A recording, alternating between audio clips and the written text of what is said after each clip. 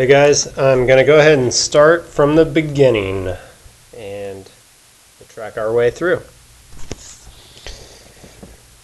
So what is a polar coordinate? It's essentially another way of plotting a point. So far, what we know how to do is to plot points in terms of an x and a y value. We go out a certain value for x and up a certain value for y, and that's known as a rectangular coordinate point because you can make a rectangle with that point. Now we have a whole new type of axis system, and this circle here with the horizontal and vertical lines, the concentric circles, this is called a polar axis system. And right here at the very center, this is known as the pole, and the axis going to the right over here along the positive x-axis is known as the polar axis. And the way that we graph a point is with an r value, which is the distance from the pole out to a particular measurement, and theta, which is the angle that's created with the polar axis and the terminal side where r lies. So, for instance, if I wanted to plot the point when r is equal to 2 and theta is equal to pi over 2, then I would say, okay, well, I'm going to go out 2 of these concentric circles that represents r as 2, and then I'm going to go out to pi over 2 right at this point here. So that's what this section's really all about, is looking at polar coordinates. And here's an info page for you if you want to read through there. But I think I'd like to just move on to this first definition here and explain the position of some of these polar coordinates. So let's go ahead and start off with this definition here, and we're going to take this one sentence at a time. So the point P equal r comma theta is located, absolute value of r units, from the pole. If r is greater than 0, that means if you're dealing with a positive r value, the point lies on the terminal side of theta. So that's represented here in point A. You have a positive r value, and we have literally just plotted the point right here, 3 units out and right at pi over 4. So let's look at this next one. It says if r is less than 0, that's telling us that r is negative. The point lies along the ray opposite the terminal side of theta. Alright, so let's try and make sense out of what this point would look like if it were positive, if the r value were positive. If r were positive, then first of all we'd say, alright, let's go all the way out to 225, and here we are at 225. And if r were positive, we would place our point right at this location. However, r is not positive, r is negative, and so we need to go on the opposite side, the terminal side of theta, and place our point. Another way of thinking about this is go 180 degrees the opposite direction and place the point. So let's go to the third one here. Here we have negative r and a negative angle measure. Negative angle measure means that we're going to go clockwise. So let's figure out where we're going to go and with the angle. So we go out negative 3 pi over 4. That's like saying negative 135. If r were positive, we would place our point right here. It's not. So we need to go the ray opposite the terminal side, which is over here. And another way of thinking of that is, go 180 degrees in the opposite direction and place your point. So let's get some more practice in the first example over here. It says plot the points with the following polar coordinates. So we'll go with 2 and 135 first. So 135 means that I'm going to go in between 180 and 90, and I'm going to go out 2 of these concentric circles, and I'm going to place my point right here. This is right where A is located. let's look at the next one, b. We have negative r, and we have 3 pi over 2. So I'm going to go out 3 pi over 2. That's going 270. So 1 pi over 2, 2 pi over 2, 3 pi over 2 is right here. If r were positive, I would place my point right here. But r is negative, and so I need to go 180 degrees in the other direction, or the opposite of the terminal side, which is located right here. This is where B is located. Alright, so the last one here, part C, we have a negative r and we have a negative angle measure. So let's first understand where that negative angle measure takes us. That's like saying negative 45. If r were positive, we place our point right here, but it's not. R is negative, so we go 180 degrees in the opposite direction, which means we have our point right here. This is where point C is located. Okay, let's move to the next page over here. We have multiple representations of points. So let's start off with a point. Let's say we have 2 and pi over 4. 2 pi over 4. 2 comma pi over 4. And let's plot that point there. 2 pi over 4 would be located right at this position. That's at 2 comma 45. So multiple representations mean that you can plot a bunch of different points that have a different polar coordinate at the same exact location. For instance, if I wanted to find another representation of this point, I could take pi over 4 and add 2 pi onto it. If I add 2 pi onto it, that's telling me to go a complete revolution all the way around to that point again.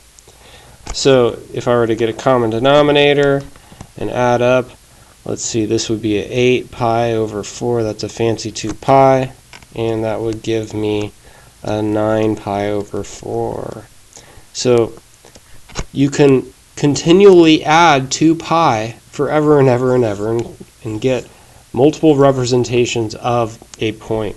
You could also subtract 2 pi. If I wanted to, I could subtract 2 pi, and it will take me a full circle around to that same exact location. So what they're saying here is if you take your point r comma theta, all you need to do to find a multiple representation is to add 2 pi or subtract 2 pi an infinite amount of times. They're telling us if n is any integer. Remember, an integer is just like a counting number. So you could say 2 pi times 1, 2 pi times 2, 2 pi times 3. You could also say 2 pi times negative 1, 2 pi times negative 2, 2 pi times negative 3, and it'll just take you complete circle clockwise or counterclockwise to that same exact location. So let's think about this next one here. This definition is saying that we could take our point and make the r value negative.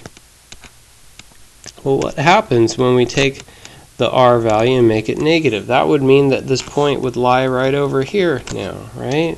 We could take that point and make the r value negative, but now, oh no, this point's on the opposite side. So how do we get that point over to its to the same location? We would have to add pi onto that value. If we add pi onto that value, then that would be negative 2 comma, we got a 5 pi over 4. So let's think about that really quick. If I go 5 pi over 4, I go 1, 2, 3, 4, 5 pi over 4 is right here, but then the negative r tells me to go back to this location right here. So we could take that point, add pi, and then add 2 pi an infinite amount of times, or subtract 2 pi an infinite amount of times to get to that same exact location. So that's why they have the 2n pi here. Let's go to example number 2 here. It says that the point 2 comma pi over 3 is plotted right here, and we want to find another representation of the point that is going to give us a positive r value and an angle in between 2 pi and 4 pi. So positive r, and let's see, 2 pi, that's like saying 360, and 4 pi, that's like saying 720.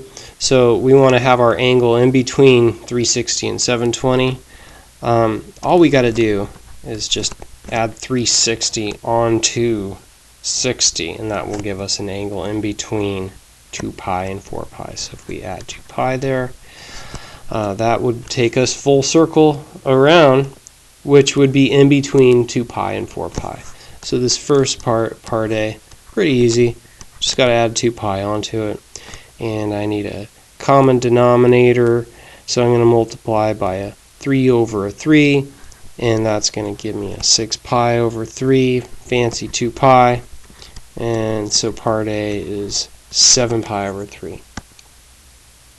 Let's go ahead and do the second part. We want to have an r value that's negative,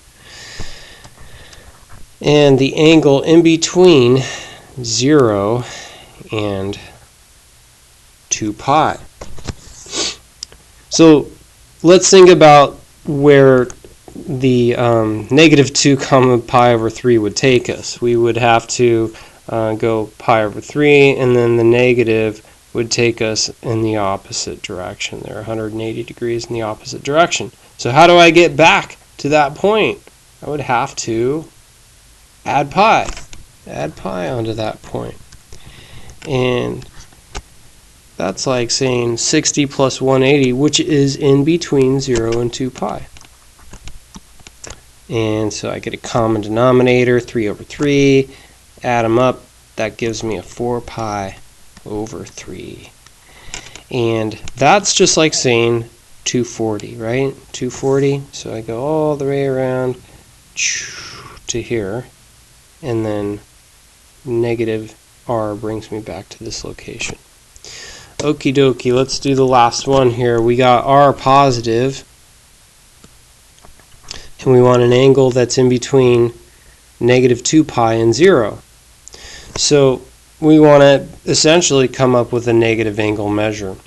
So I could take pi over 3 and subtract 2 pi, and that is going to give me, I need a common denominator. Once again, we're looking at 6 pi over 3, fancy 2 pi, and that's going to give us a minus 5 pi over 3. So that would mean that we just go in this direction clockwise all the way to this location once again. Okay, so let's move on. Okay, so we're going to look at the relationship between polar and rectangular coordinates. So let me go ahead and get rid of this for a second, and I'll go ahead and just work through that diagram with you. Let's create a right triangle here, and we're going to call this r and this theta. And remember, that's how you define a polar coordinate, is with r and theta. And we want to look at the relationship right now between polar coordinates and rectangular coordinates, which is x comma y. So if we look at our right triangle here, we would say that the horizontal part of the right triangle is x, and then the vertical side of the right triangle is y. And we could say that the cosine of theta is equal to x over r, and we could also say that the sine of theta is equal to y over r. And we can solve for we can solve for x by multiplying both sides by r, and that gives us r times the cosine of theta. And we can multiply both sides by r for the sine of theta equation and end up with y equals r times the sine of theta.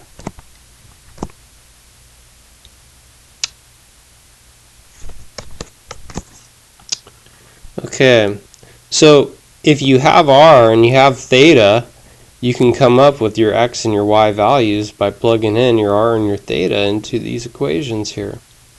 Let's say you're given x and y. You can figure out what r is equal to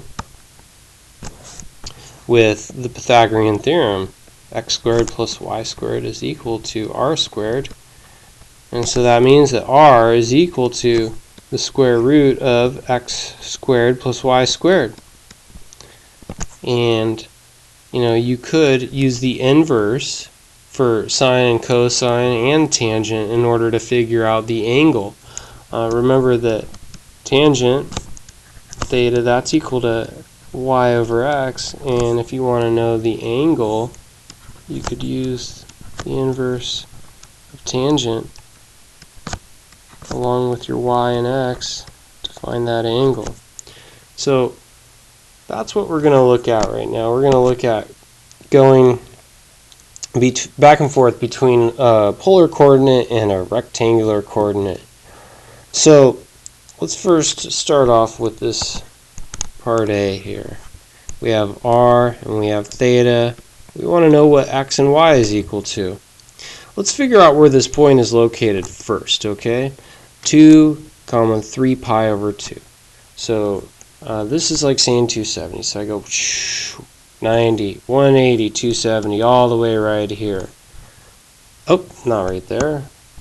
Right here, because r is equal to 2. So, I mean, just looking at this point right now, you guys, I could tell you what the x and the y is going to be equal to. That's going to give us x is 0, and y is equal to a negative 2, right? But let's go ahead and prove it by plugging in r and theta into our equations that define x and y. So I have 2 times the cosine of 3 pi over 2. 3 pi over 2. And what is the cosine of 3 pi over 2? Cosine of 3 pi over 2, that's, I'm asking you, what is the x over r value at 3 pi over 2? You would say that's equal to 0. And that would give us an x value of 0. And then we do y, and we say 2 times the sine of 3 pi over 2 now. And so what is the sine of 3 pi over 2? What's the sine at 270 degrees? That's equal to a negative 1. And that gives us a negative 2 then. Alright, so let's look at part B here. And let's figure out, looks like I have negative 8 here. So I don't even have the right amount of circles. So we're going to say, let's just go ahead and say we're counting by 4s here. Let's go ahead and say that's 4 and that's 8. Alright, so negative 8 and pi over 3. Pi over 3, that's like saying 180 divided by 3, which is equal to 60. And so I'm going to go out to 60 here. But then, because the r value is negative, I need to go 180 degrees in the opposite direction over to here. So this is where this point is located. Now you guys, we should be aware that the x and the y values for this point are going to be negative, right? So let's plug in and see what we get. I have x equals negative 8 times the cosine of pi over 3, and y equals negative 8 times the sine pi over 3. And you guys might have forgotten what the sine and cosine of pi over 3 is equal to, so let's draw a triangle. And we know that cosine is the adjacent over the hypotenuse, and so this is a 1 over a 2. That's going to give me a 1/2. And then sine's definition is the opposite over the hypotenuse, so that is going to give me root 3 over 2. So my x and y values, I got a negative 4 with this one here, and then I got a minus 4 times the square root of 3. for this one here. So these 2 points are at the same location. Okay. So now we're going to look at going from a rectangular coordinate to a polar coordinate. Alright, so let's go ahead and plot this point here. I think it helps to have a visual, so I'm going to go ahead and plot this point. Let's think about what the square root of 3 is approximately equal to. I know the square root of 4 is 2, square root of 1 is 1, so this is going to be at about 1.6, 1.7, let's say, approximately 1.6, 1.7. Can't remember off the top of my head. Anyway, we'll have a rough estimate, which is okay. So negative 1 and 1.6. I'm going to go up here. So I go out negative 1 and I go up 1.6. It's about right there. Draw my triangle here and try and make some sense out of this. That's negative 1. That's square root of 3. I need to figure out what kind of an angle will make this particular ratio of x and y. I can use a calculator, but actually I don't need to right now. Before we figure out the angle, let's figure out what the r value is. We would use the Pythagorean theorem, and hopefully you guys are seeing that this is a hypotenuse of 2. We've used that triangle so many times, right? And I see that the 1 is opposite. I have a 1 here, which is half of the 2, so that means that that angle there is 30 degrees, and this one here is 60. And so if I'm thinking about the distance from here to here, I got to think about I'm 60 degrees away from 180, which means that I'm right here at 120. You say, how many 60s will fit in 120? How many 60s fit in 120? That's right, 2 of them. So we're going to be at r is 2, and the theta value is 2 times 60 represents 180 divided by 3, so 2 pi over 3. Alright, well, they're just asking us for polar coordinates, right? We could have actually gotten tricky. I could have said, I'm going to give a negative r. I could have done something like this, right?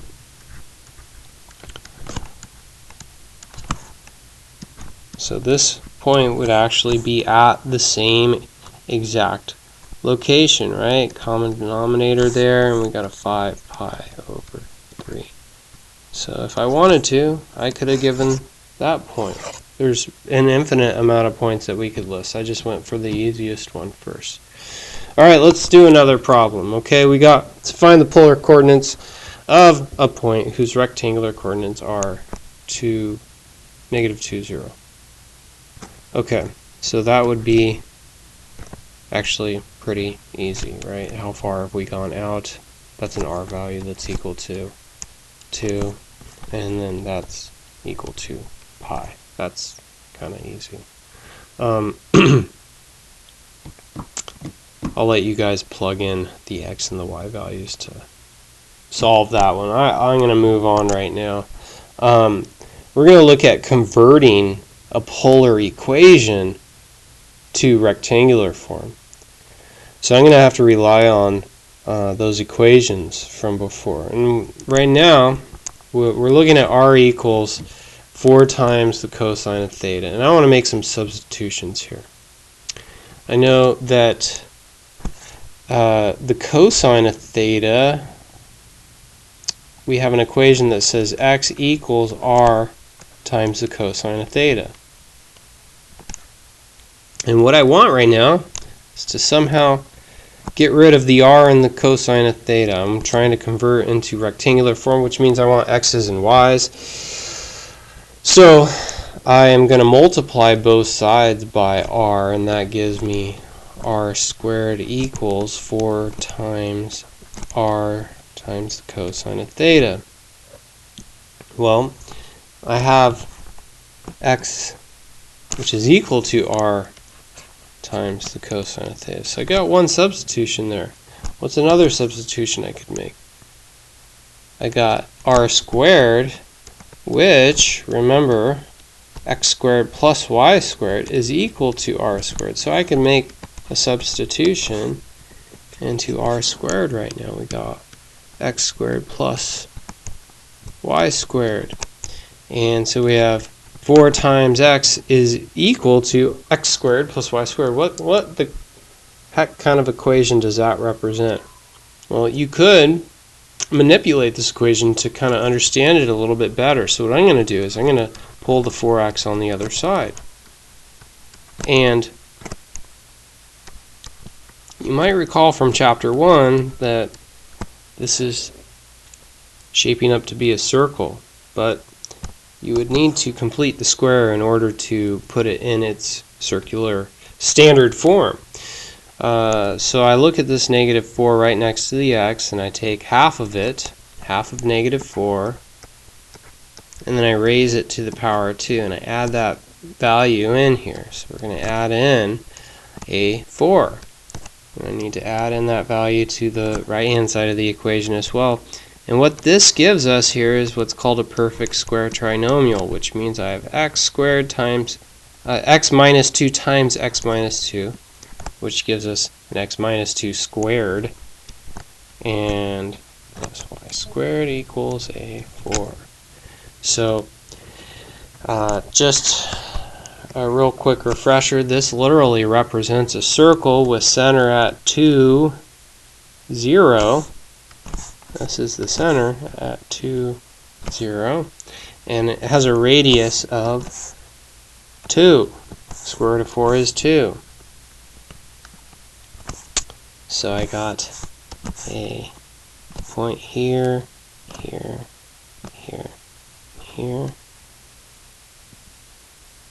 That's what that circle would look like. So if we were to actually plug in theta values and solve for r and come up with a list of polar coordinates, we would make this circular shape.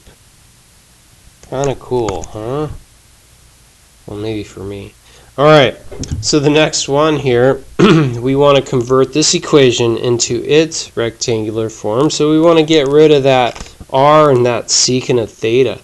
So let's see here. One thing that I'm seeing is, I know secant of theta, that's 1 over cosine, right? And then if I multiply both sides by cosine, I'm going to end up with r times the cosine of theta is equal to 4. Well, what's r times cosine of theta? That's x.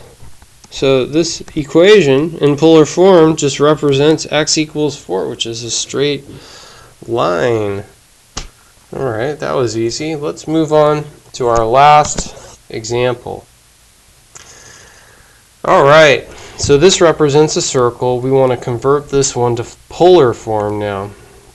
And what I'm seeing right now is I got an x here and a y here. And I don't want to plug in right now, because if I were to expand and multiply, that would be a really messy job with the trig functions in there.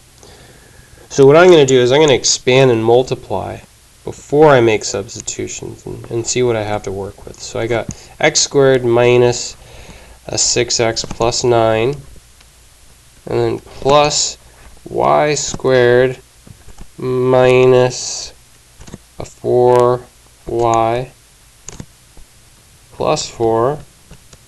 That's equal to 13. Alright, so what can I group together? Let's see, 9 and 4 make 13. If I add that to both sides, we could cross off those numbers.